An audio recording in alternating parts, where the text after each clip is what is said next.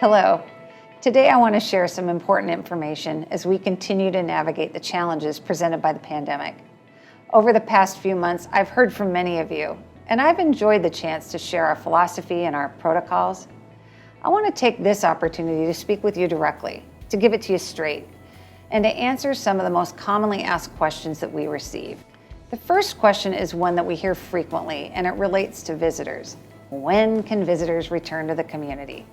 First of all, please know we would like nothing better than to open our doors to family and friends, but it's just not possible right now due to the state regulations, guidance from the Centers for Disease Control, and based on the surge in the number of cases of the virus across the country. However, in many of our states where we operate, we can offer outdoor visits with masks and social distancing. Believe me, if these visits are allowed by the state, we will do all we can to make them happen. Another commonly asked question relates to our protocols, and to answer that, I want to introduce you to Sarah Padilla, our Vice President of Resident Care. Sarah is a nurse and has 25 years of experience in senior living. Sarah, can you talk about our plans for residents who want to come and go from the communities? Thanks, Tana. Let's talk about our policy on residents leaving and returning to the community. When a resident plans to leave the community for a medical appointment, an outing, work, or volunteering, we ask that the resident and any companions, escorts, or family members agree to observe the following. We want you to notify the community in advance about the day, time, and duration of your outing. We want you to follow proper infection control practices. We're going to ask that you wear a mask and your companion wears a mask. We want you to wash your hands or use hand sanitizer. And we want you to practice social distancing. Upon your return to the community, you'll be asked to complete a resident screening questionnaire. And based upon your answers, we may be asking you to isolate in your apartment following your outing.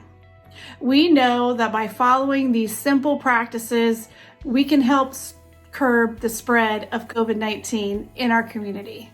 Thank you, Sarah. Another topic that comes up frequently relates to the importance of masks.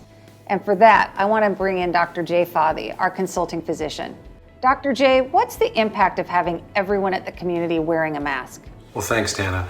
Having residents wear masks anytime they're outside of their rooms, except when they're eating, is extremely important to do in all of our communities.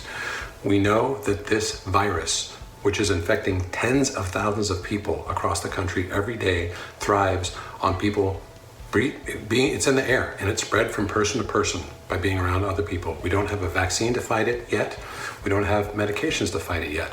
What we do have is the ability to wear masks. People wearing masks will help prevent the spread, and we can really get a hold of this nationally if everyone starts wearing masks all the time, anytime they're around other people, and I really just can't stress the importance of that enough. Dr. Jay, thank you. Our final question has to do with our dining program, and for that, I want to introduce Nick Ola, who works with our dining teams. Nick, can you explain how we're slowly reopening the community dining programs? Thanks, Tana. Our teams are working hard to reopen our dining rooms whenever possible, and we're working to do that as quickly and as safely as we can.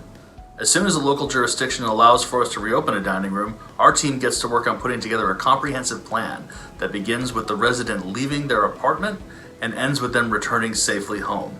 These plans are then submitted and reviewed very closely by our great regional and home office teams to ensure that every factor is being considered in ensuring a safe dining experience. We know how important dining is to our residents, and we want to get back to a sense of normalcy as soon as we possibly can, as safely as we can. Appreciate it, Nick. Sarah, Dr. Jay, and Nick are members of our company's COVID-19 task force, and I hope they were able to shed some light on some of the key areas of our operations. I do want to emphasize that if we've learned anything, we know that things can change rapidly with this virus, and our communities are always ready to respond as needed. I want to thank you for your continued support and your encouragement. We will continue to share any new information with you when we have it. Stay safe.